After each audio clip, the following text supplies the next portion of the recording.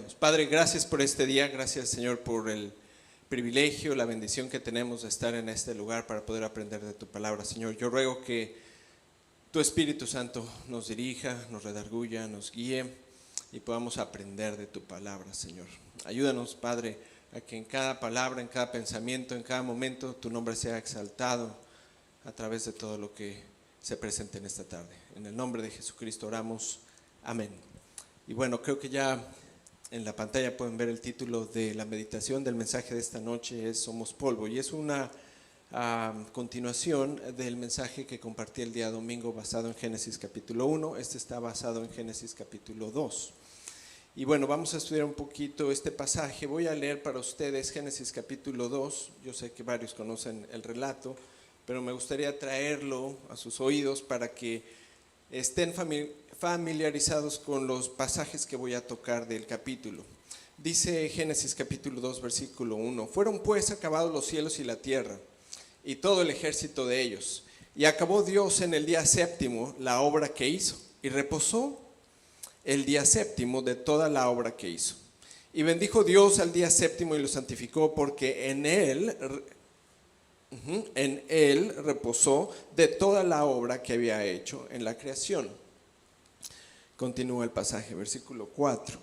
Estos son los orígenes de los cielos y la tierra, cuando fueron creados, el día que Jehová hizo la tierra y los cielos y toda planta del campo antes que fuese en la tierra, y toda hierba del campo antes que naciese. Porque Jehová Dios aún no había hecho llover sobre la tierra, ni había hombre para que labrase la tierra. Hago una pequeña pausa, hermanos. El día domingo, en el mensaje anterior, les comentaba que hay esencialmente dos pasajes aquí que nos presentan el mismo relato histórico: Génesis capítulo 1 y Génesis capítulo 2. Personas que estudian crítica textual, que se dedican a ver así con lupa los textos, no se ponen de acuerdo cuál es el género en el que se encuentra expresado este pasaje. Y les comentaba un poquito que lo que varios creen es que Génesis capítulo 2 es un poco más histórico, en el sentido que va más apegado a cómo ocurrieron las cosas en un cierto orden cronológico, mientras que Génesis 1 es una representación quizás un poco más poética. Y les daba un ejemplo de Éxodo capítulo 14 y capítulo 15, que espero hayan hecho su tarea, se los dejé que lo revisaran. Entonces estamos leyendo un recuento un poquito más afinado de la creación, y regreso al versículo 6. Dice la escritura: sino que subía de la tierra un vapor, el cual regaba toda la faz de la tierra. Versículo 7. Entonces Jehová Dios formó al hombre del polvo de la tierra y sopló en su nariz aliento de vida, y fue el hombre un ser viviente. Notemos, para darles un hint, una observación de que no es exactamente el mismo relato. En Génesis capítulo 1 versículo 27 leíamos que Dios creó varón y hembra, hombre y mujer, a su imagen los creó. Mientras que en el capítulo 2 encontramos el relato enfocado en la persona de Adán, y unos pasajes más adelante vamos a llegar a Eva. Entonces el relato es distinto, pero concuerdan. Entonces, regreso. Estoy en el versículo 8. Y Jehová Dios plantó un huerto en Edén, al oriente, y puso allí al hombre que había formado. Y Jehová Dios hizo nacer de la tierra todo árbol delicioso a la vista y bueno para comer, también el árbol de vida en medio del huerto, y el árbol de la ciencia del bien y del mal. Y salía del Edén, o de Edén, un río para regar el huerto, y de allí se repartía en 4 brazos. El nombre del uno era Pisón. Este es el que rodea toda la tierra de Ávila, donde hay oro, y el oro de aquella tierra es bueno. Hay allí también bedelio y ónice. El nombre del segundo río es Gihón. Este es el que rodea toda la tierra de Cus. El nombre del tercer río es Hidekel. Este es el que va al oriente de Asiria. Y el cuarto es el río Éufrates. Y luego continúa el relato, versículo 15. Tomó pues Jehová Dios al hombre y lo puso en el huerto de Edén, para que lo labrara y lo guardase. Y mandó Jehová Dios al hombre diciendo: de todo árbol del huerto podrás comer, mas del árbol de la ciencia del bien y del mal no comerás, porque el día que de él comieres, ciertamente morirás. Y dijo Jehová Dios: no es bueno que el hombre esté solo, le haré ayuda idónea para él. Jehová Dios formó pues de la tierra toda bestia del campo y toda ave de los cielos, y las trajo a Adán para que viese cómo las había de llamar. Y todo lo que Adán llamó a los animales vivientes, ese es su nombre. Y puso Adán nombre a toda bestia y ave de los cielos y a todo ganado del campo, mas para Adán no se halló ayuda idónea para él. Versículo 21. Entonces Jehová Dios hizo caer sueño profundo sobre Adán, y mientras éste dormía, tomó una de sus costillas y cerró la carne en su lugar. Y de la costilla que Jehová Dios tomó del hombre, hizo una mujer y la trajo al hombre. Dijo entonces Adán: esto es ahora hueso de mis huesos y carne de mi carne. Esta será llamada varona. By the way, por cierto, el énfasis de este versículo es un énfasis de emoción, no de tristeza. Entonces lo voy a leer de nuevo, versículo 23. Y dijo Adán: esto es, y el énfasis es en la palabra ahora, hueso de mis huesos y carne de mi carne. Esta será llamada varona. En otras palabras, se emocionó,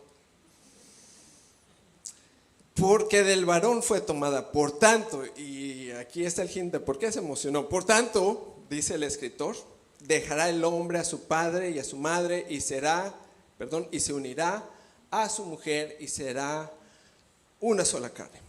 Y estaban ambos desnudos, Adán y su mujer, y no se avergonzaban.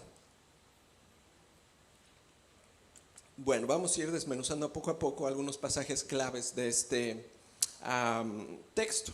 Y bueno, la vez anterior les comentaba que sí hay un libro que es fundamental en el estudio de todo el mensaje de la redención del Evangelio, es precisamente Génesis. Nos da elementos y relatos que son vitales para poder entender el porqué de muchas cosas. Entonces, Génesis es un pilar fundamental del Evangelio, del mensaje de redención, el plan de Dios, el plan divino para rescatar a su creación, para rescatar al hombre. Y les comentaba que en Génesis encontramos pues varios relatos, elementos como la creación de los cielos y la tierra, el árbol de la vida en el Edén, que vamos a comentar un poquito en unos momentos y con más atención quizás más adelante, Adán y Eva, la primera boda, la entrada de la muerte, y en contraparte, en el último libro de la Biblia encontramos temas como el siguiente: un nuevo cielo y una nueva tierra, de nuevo en contraparte con lo que leíamos o vimos ahora en Génesis. También encontramos de nuevo el árbol de la vida, pero ahora en la nueva Jerusalén, junto a un río. Y ahora encontramos en Apocalipsis la última boda, que es la boda del Cordero con su amada esposa, que es la iglesia, y finalmente la destrucción de la muerte. Entonces, Génesis es un texto fundamental para poder entender el Evangelio.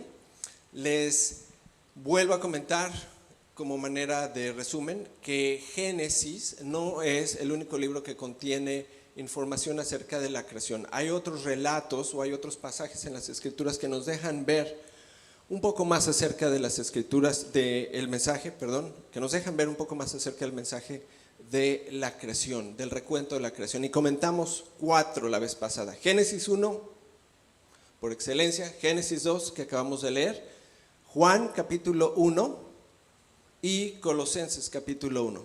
Esos son al menos 4 pasajes que nos hablan directamente acerca de la creación y los estudiamos un poquito el día domingo. Leíamos también este pasaje fundamental que nos habla acerca de las características que Dios ha compartido, parte de sus atributos con nosotros. En esta expresión que es muy famosa en latín y en español, la conocemos como a la imagen de Dios, que Dios creó al ser humano a su imagen, a la imagen de Dios. Y eso básicamente, recuerdan ustedes, vimos una serie acerca de los atributos de Dios, significa que hay características que Dios ha compartido con nosotros, obviamente de una manera finita, y son una bendición. Por ejemplo, la inteligencia, la observación, la capacidad de entender, de imaginar, de procesar información. Es increíble lo que el ser humano ha logrado gracias a la bendición que Dios derramó sobre nosotros al compartir sus atributos, varios de ellos, no todos obviamente, de una manera finita, y eso es lo que conocemos como ser creados a la imagen de Dios. Y ya ahora en Génesis capítulo 2, ahora sí ya entrando en el capítulo que vamos a estudiar en esta noche, encontramos este texto un poco más específico de cómo Dios creó al hombre. En el capítulo 2, versículo 7, dice la escritura que Dios tomó un poco de polvo. Y les recuerdo que los estudiosos de crítica textual no están del todo convencidos en poder identificar cuál es el género en el que está escrito este pasaje de las escrituras. Hay unos que son obvios, por ejemplo los salmos podríamos decir right away, de inmediato, que son textos poéticos. Hechos es un libro histórico, a Isaías un libro de profecía, y así podemos clasificar rápidamente varios textos y libros que conocemos de las escrituras, no tanto así con Génesis 1 y Génesis capítulo 2. Entonces está esta expresión un tanto cuanto misteriosa, pero no quiero utilizar la palabra misterio así como algo escondido que es místico, no, algo que no es del todo claro para nosotros. ¿Por qué Dios escogió el polvo como el elemento que utilizaría para crearnos? La Biblia no nos lo indica en este pasaje, pero sí nos dice que del polvo somos. Y esa es en sí una enseñanza fundamental para nosotros, su creación. Eso nos enseña que somos totalmente dependientes, querramos o no, de Dios. Todo aquel que cree que es independiente del creador del universo vive en un engaño, en una falacia, que será terriblemente descubierta el día que cierre sus ojos en este mundo y los abra delante del creador del universo. La Biblia nos dice que fuimos creados del polvo para enseñarnos que no somos nada delante de nuestro creador, que dependemos desde el primer aliento que tenemos en este mundo hasta el último que el Señor nos conceda. Dependemos totalmente de su misericordia, de su sustento, de su provisión en cada momento. Eso es una verdad fundamental y es algo que refleja esta expresión cuando dice que Dios tomó un poco de polvo y con ese polvo formó Dios al hombre. Nos habla también de un Dios obviamente omnipotente, que Él puede hacer de la nada lo imposible, dar vida a lo que no tiene vida. Dice ese texto que sopló en su nariz, y recordemos que en las escrituras hay expresiones que se llaman antropomorfismos. No quiere decir que Dios tenga una boca y haya hecho necesariamente, es una expresión que nos ilustra el actuar de Dios. En este caso, de nuevo, quizás de una manera un poco poética posiblemente, nos dice que Dios sopló en su nariz, compartió algo con el ser humano que le dio vida. Eso es básicamente lo que el pasaje nos enseña de manera categórica. Y con su propio aliento dice la escritura que le dio vida. Y ustedes recordarán el día domingo que la primera expresión de la creación de Dios es lo que comentamos, la luz. Y Jesús dice que Él es la luz. Y Jesús dice que Él es la vida. Y este pasaje nos dice que la vida que nosotros tenemos viene de Dios. Y entre muchas otras cosas que podemos inferir de este pasaje, podemos decir que cada ser humano tiene un valor infinito para Dios. Un valor que solamente Dios sabe qué es lo que le corresponde a cada ser humano. Y por lo tanto, ningún ser humano tiene la autoridad, derecho de poder tomar una vida humana, porque esas vidas no le corresponden, son creación de Dios. Dice la escritura que sopló en su nariz, con su propio aliento le dio vida, y así fue como el hombre comenzó a vivir. Esa es, me parece que la traducción del lenguaje actual. Y bueno, hay obviamente diferentes traducciones, pero algo que quizás deberíamos recalcar también en este pasaje es que Dios nos ve como un solo ente, como una unidad. Yo sé que hay pasajes en las escrituras que nos hablan de el hombre como un ser tripartita, quizás han escuchado eso en sus clases de discipulado, un hombre que tiene cuerpo, alma y espíritu. Pero este pasaje es bien específico en decirnos que, bueno, esos tres, si los quieren ver así, está bien, no hay problema, realmente son uno solo. Es un ser viviente, que es lo que expresa, por ejemplo, la Reina Valera, que el ser humano fue un ser viviente. Dios se preocupa por tu cuerpo, Dios se preocupa por tu salud mental, Dios se preocupa por tu crecimiento espiritual. Para Él, los tres son igualmente importantes. Tu salud, tu fe, tu condición espiritual y también tu forma de pensar. Para Dios, los tres son parte de tu persona y por lo tanto le interesan de suma manera.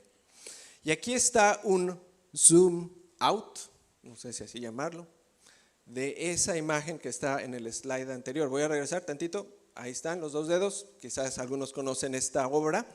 Es una obra que se encuentra en la Capilla Sixtina en el Vaticano. No me apedreen, hermanos, por favor, porque yo sé que a algunos les causa aversión. ¿Dónde? Les comento, aquí hermanos de la iglesia ya fueron al Vaticano en un viaje por ahí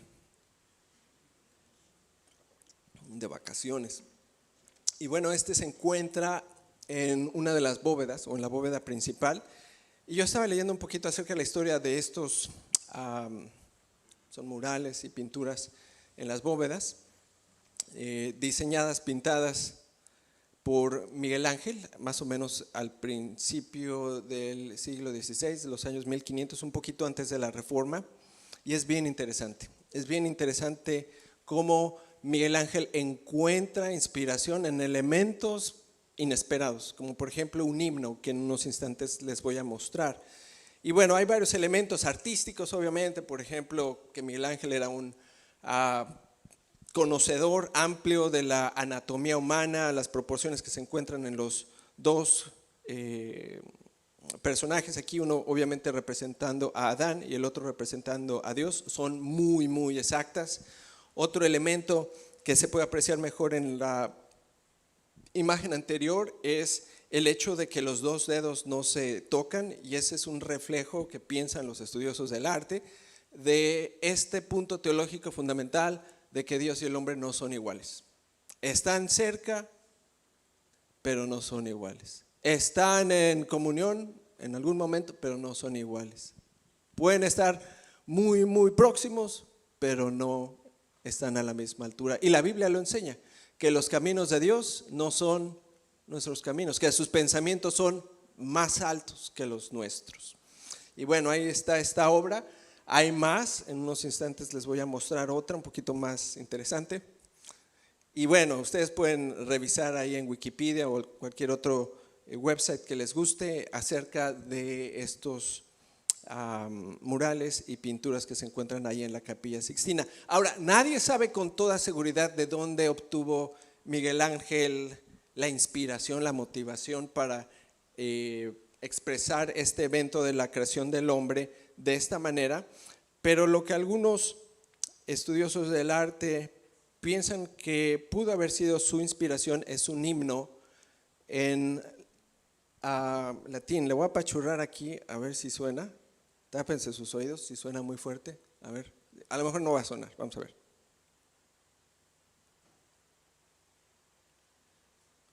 Yo creo que no. Está bien, no se preocupen.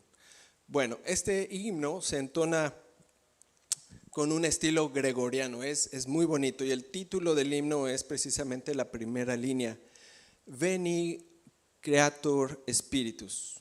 Ven, Creador Espíritu Santo. Muy, muy bonito. Y bueno, no voy a intentar leerlo porque obviamente no sé pronunciar latín, pero es relativamente fácil de identificar varias palabras. Por ejemplo, en la segunda estrofa, donde dice Qui Paracletus Diceris, básicamente dice ¿quién es el Paracleto? Y bueno, continúa, y donde se piensa que posiblemente Miguel Ángel encontró inspiraciones en la segunda línea de la tercera estrofa. Y bueno, mejor se los presento en español. Lo busqué lo vi en inglés, no me gustó mucho la traducción, entonces ahí estuve jugando. Esta es, digamos que una especie de traducción, arreglo mío, leyendo varias, de nuevo, traducciones. Y bueno, dice lo siguiente, está bien bonito, lo voy a leer. Dice: ven Espíritu Creador, llena nuestras mentes, llénanos con la gracia de arriba, llena nuestro corazón que tú creaste. ¿Quién es el Paracleto?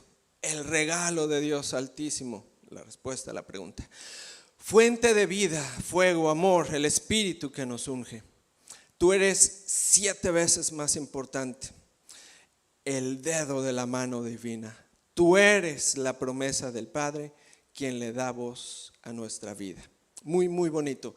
Y bueno, para que no se espanten, se toca en iglesias católicas, pero también se toca en algunas iglesias protestantes, como la iglesia anglicana, y me parece que también la iglesia luterana llegan a entonar en ocasiones especiales este himno. Muy bonito. A ver si los hermanos de audio, hola, lo pueden buscar ahí en algún lugar y quizás ponerlo al final mientras oramos, si se puede. Si no, no se preocupen. Veni Creator Spiritus, es un canto gregoriano, si se puede, si no, no se preocupen. Y bueno, continuamos entonces. Leímos ya hace unos instantes que Dios crea al hombre a su imagen, que lo crea a partir del polvo, que Él le da aliento de vida. Y a continuación el relato nos dice que Dios coloca a su máxima creación en un lugar especial. El huerto del Edén, que leíamos hace unos instantes, también se traduce como paraíso. Entonces, Edén, paraíso, es esencialmente el mismo concepto. Dice la Escritura que plantó el Señor Dios un huerto hacia el oriente, en el Edén, o el Edén en sí, un lugar específico, y puso allí al hombre que Él había formado. Y cosas, no sé, simpáticas se le pueden ocurrir a uno en cuestión de pensar qué es lo que el pasaje nos está diciendo, por qué lo colocó ahí. Les voy a comentar algo medio cómico. Yo estaba buscando algunas imágenes con que ilustrar el PowerPoint, los slides, y cada vez que buscaba yo paraíso me salían playas. Me salía así como Cancún, Los Cabos. Yo decía, pues sí, se ve bien bonito, pero yo busco algo más como un huerto, qué sé yo. Y piensen, hermanos, ¿por qué colocó Dios a el hombre en el Edén, en un huerto? ¿Por qué no, por ejemplo, en un, no sé, una playa o en unas montañas, o quizás ya en un poblado, quizás con algo ya medio construido? Bueno, no es así, lo coloca en un huerto. Es interesante leer que en el pensamiento bíblico y en el pensamiento antiguo los jardines son muy importantes. Son un reflejo de autoridad, de grandeza, de inteligencia, de esfuerzo, de trabajo, etcétera, etcétera. Piensen lo siguiente, hermanos, yo lo he intentado. ¿Quién ha en su casa tratado de plantar, no sé, una sandía, un pepino, jitomate? Varios de ustedes me imagino que sí tienen cierta habilidad, pero yo les aseguro que si hacemos un test, una encuesta aquí, la gran mayoría de nosotros no nos va bien, porque no es fácil. Requiere de conocimiento, requiere de paciencia, de esfuerzo, de inteligencia también para poder hacer algo bonito, un jardín, un huerto. Y ahí coloca Dios a su máxima creación. Y bueno, estas expresiones de jardín y huerto, de nuevo, son importantes en la Biblia. Nuestro Señor Jesucristo, antes de ser entregado, estuvo en el huerto del Getsemaní. La Biblia nos habla en Apocalipsis que en la Nueva Jerusalén hay un árbol y un río. Nos habla esencialmente de nuevo de un jardín. Y hay otro punto en las Escrituras que les voy a mostrar donde nos enseña que es importante en el pensamiento bíblico. Pero antes, dice el pasaje en el versículo siguiente que en este jardín se encontraban 2 elementos muy importantes. Dice el texto: y el Señor Dios hizo brotar de la tierra todo árbol agradable a la vista y bueno para comer. Asimismo, en medio del huerto del Edén, puso 2 árboles. El árbol de la vida, que aparece en varios puntos en las Escrituras, primordialmente en Apocalipsis, y el árbol del conocimiento del bien y del mal. Entonces, encontramos aquí, en este pasaje, esencialmente dos instrucciones a continuación. Las leíamos hace unos instantes. Entonces, está el hombre en el Edén y hay dos elementos: el árbol de la vida y el árbol del conocimiento del bien y del mal. Y el ser humano recibe dos instrucciones. Dice lo siguiente el texto: el Señor Dios tomó al hombre y lo puso en el huerto del Edén para que lo cultivara y lo cuidara. Un assignment, un propósito. La creación, disfrutando de la creación. Y eso es algo bien, bien interesante.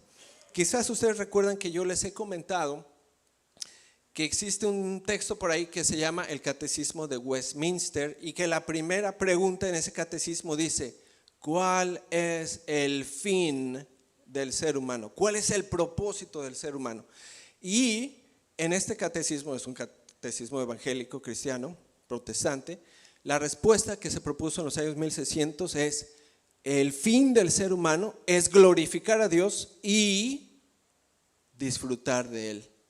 ¿Y cómo disfruta el ser humano de Dios? Una de las formas es a través de disfrutar de su creación. Entonces, Dios coloca al ser humano en el Edén y le da un assignment: cultivar y cuidar, for his enjoyment, para que disfrute de sus frutos.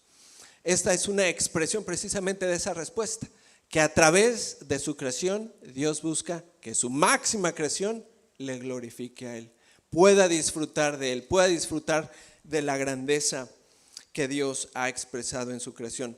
Y esto quizás ustedes lo han experimentado cuando llegan a salir, por ejemplo, al norte, las montañas aquí de la ciudad. Es espectacular subir alguna de ellas y ver esa combinación de la caída de las montañas, el agua del océano, el esplendor de la isla. Es algo que realmente cautiva nuestra atención. Esto es lo que nos enseña este pasaje, que el ser humano puede disfrutar de Dios a través de su creación. Y la segunda instrucción es más puntual. Nos dice el texto que Dios le ordena que de todo árbol del huerto, está bien que coma, pero del árbol del conocimiento del bien y del mal no debería comer, no tendría que comer, no podrá comer. Porque el día, Dios le anticipa, que de él comas, ciertamente morirás. Génesis capítulo 2, versículos 15 al 17. Ok, entonces, aquí hay un debate que ha estado ongoing, sucediendo por varios siglos, al respecto de qué es lo que está sucediendo. Y bueno, les anticipo, hay una tercera parte de este mensaje donde voy a estudiar y exponer un poquito más acerca del origen del mal. Pero en este texto encontramos que Dios anticipa ya dos elementos: el bien y el mal ya están presentes en el relato de la creación. ¿Ok? Número 2, hay ciertas posiciones teológicas que posicionan al hombre con una capacidad absoluta de poder decidir ante la instrucción si la va a ejecutar o va a desobedecer. Esa es una posición. Yo me inclino por algo más bíblico a la luz del Nuevo Testamento. Y es que sí hay una libre voluntad, un libre albedrío. ¿Recuerdan esa palabra medio dominguera? Libre albedrío, una voluntad. Pero es una voluntad no definitiva de hacer lo que se le ronque la gana, sino es una voluntad libre que Dios le había otorgado, escuchen, para no pecar. Dios le había dado la libertad y capacidad al ser humano para no pecar. Y pone delante de él un reto, si lo quieren ustedes llamar así. Algunos lo llaman un símbolo. Y bueno, ¿por qué comento esto de que lo que pierde el ser humano no es su voluntad, sino total, sino lo que pierde es su libre voluntad para no pecar? La Biblia nos da una idea en dos pasajes. Número 1, En Romanos capítulo 8, versículos 7 y 8 nos dice lo siguiente el apóstol Pablo: los que no controlan sus malos deseos solo piensan en hacer lo malo. Son enemigos de Dios. Y aquí está la parte importante. Son enemigos de Dios porque no quieren, y ahí esa es la parte fundamental, ni tampoco pueden obedecer la ley de Dios. El ser humano perdió su libre voluntad y capacidad para no pecar cuando falla en seguir la instrucción que Dios le da. Entonces, lo que vemos en este pasaje es Adán con una capacidad para no pecar, para no desobedecer a Dios, que pierde. ¿Recuerdan lo que dice el pasaje? Dios le dice: porque si de él comes, de cierto morirás. En otras palabras, vas a quedar encapsulado y atrapado y totalmente encubierto por tu propio pecado.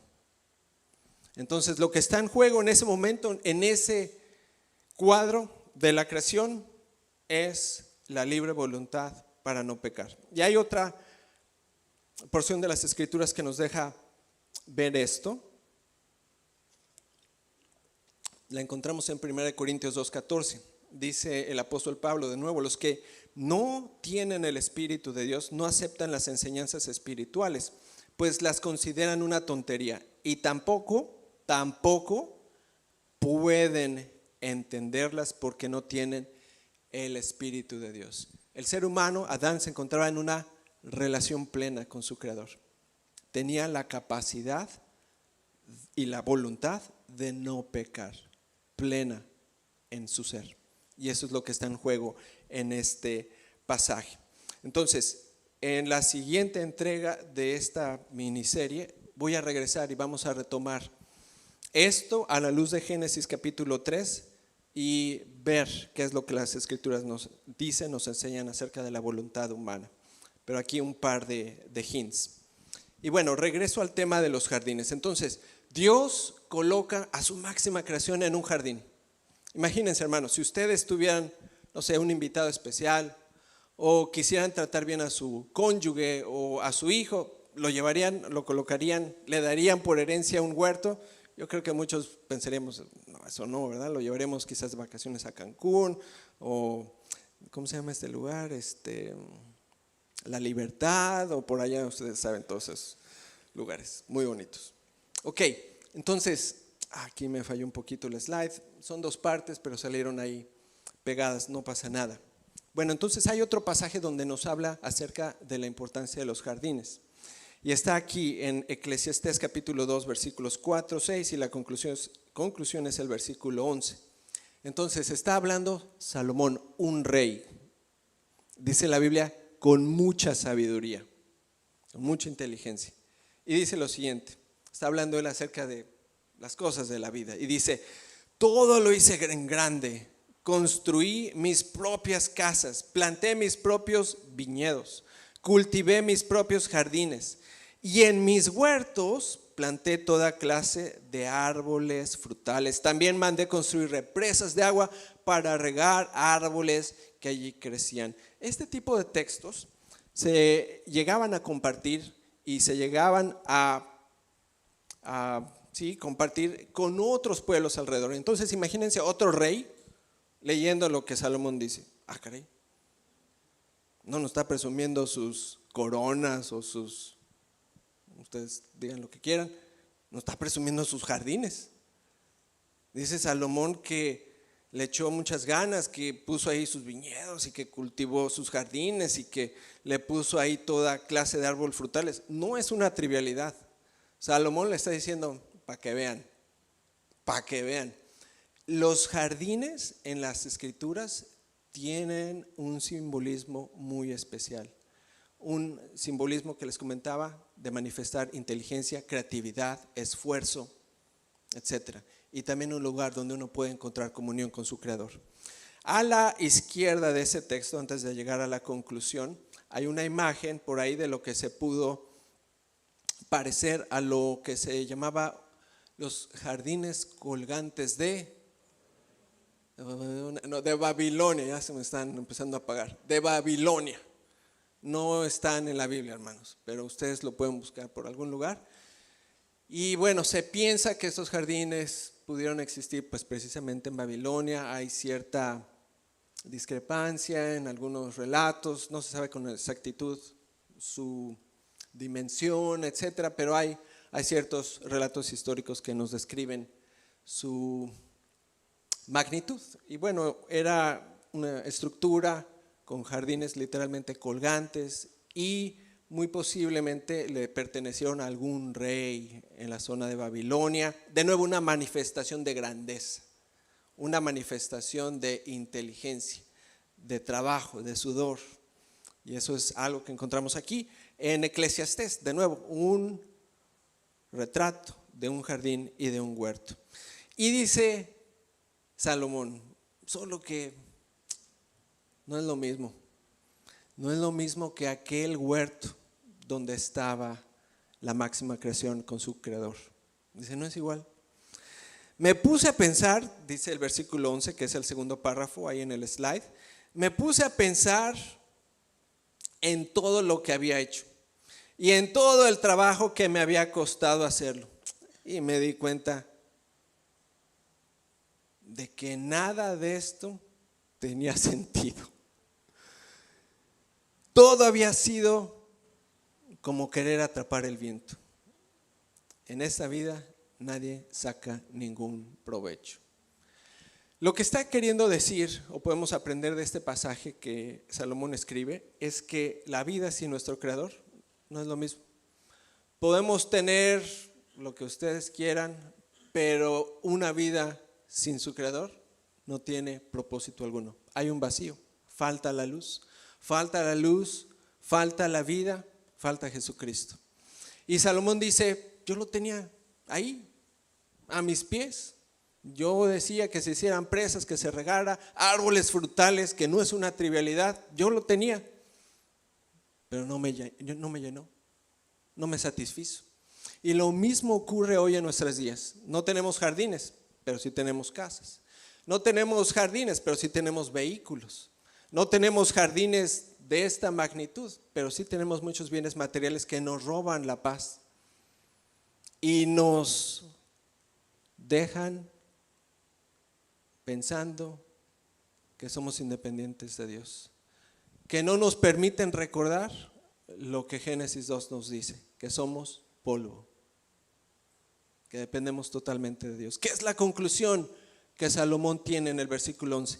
Nada es igual sin su creador, nada es igual sin poder disfrutar de aquel que nos hizo para exaltarle a él.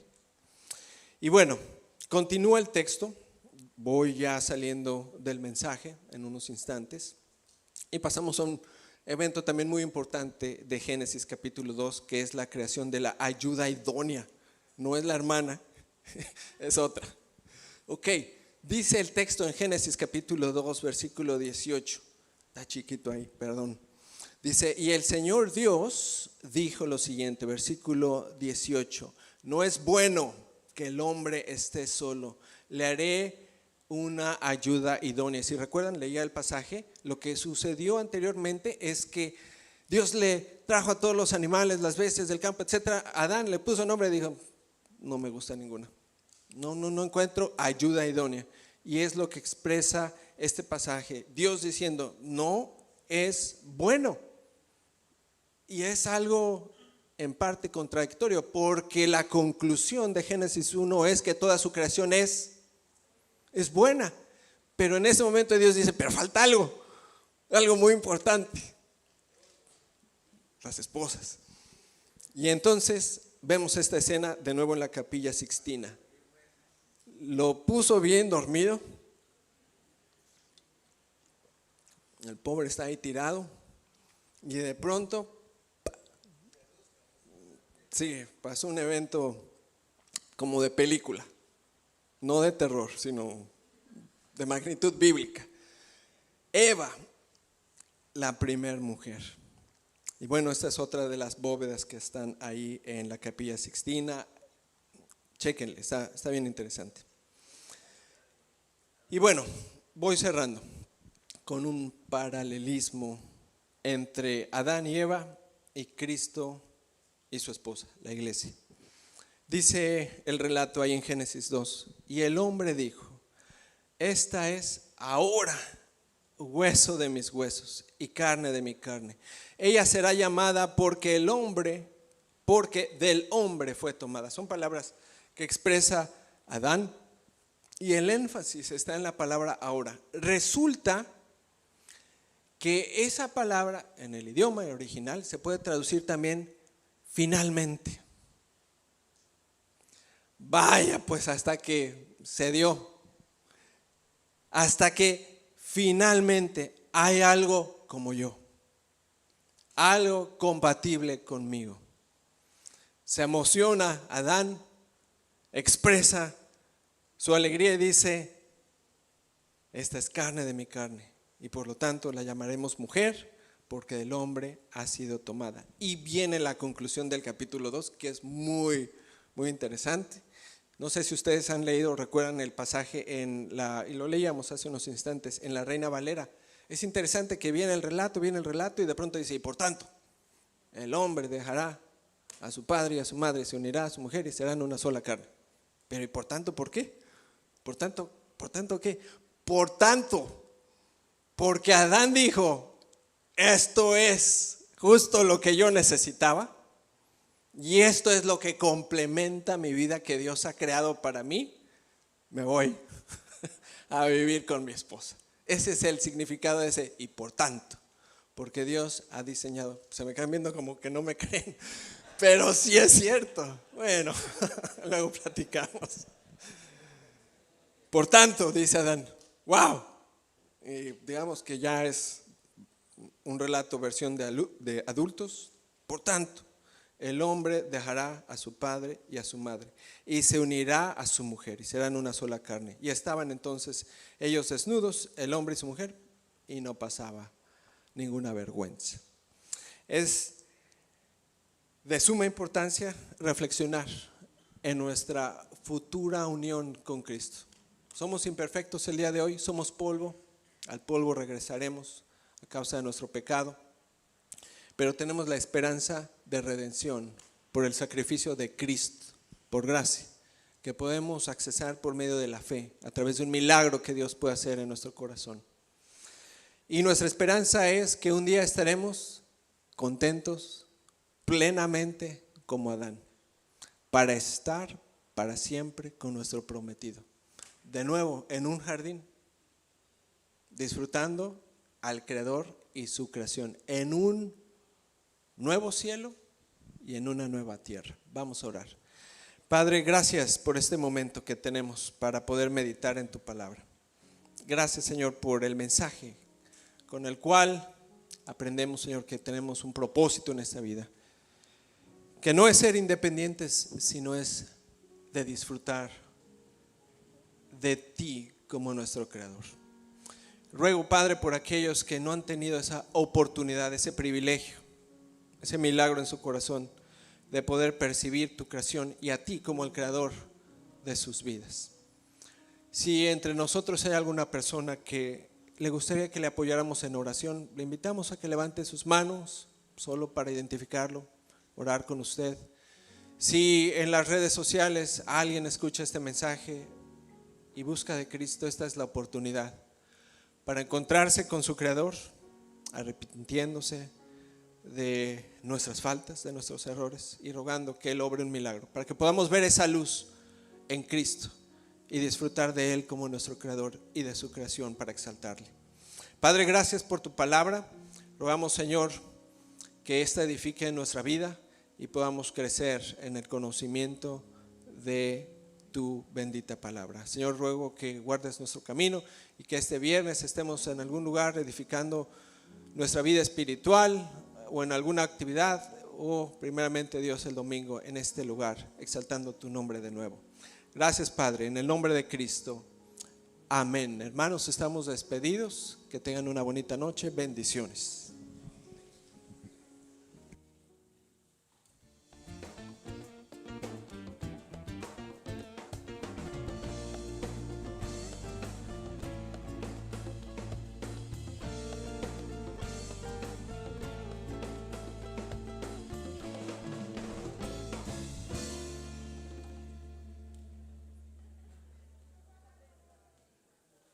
Muchas gracias por ver este video, espero que haya sido de mucha bendición a su vida espiritual. Si le gustó, denos un like, compártalo con otras personas, suscríbase a nuestro canal y para recibir notificación de nuevos sermones, hágale clic a la campanita. Que Dios les bendiga.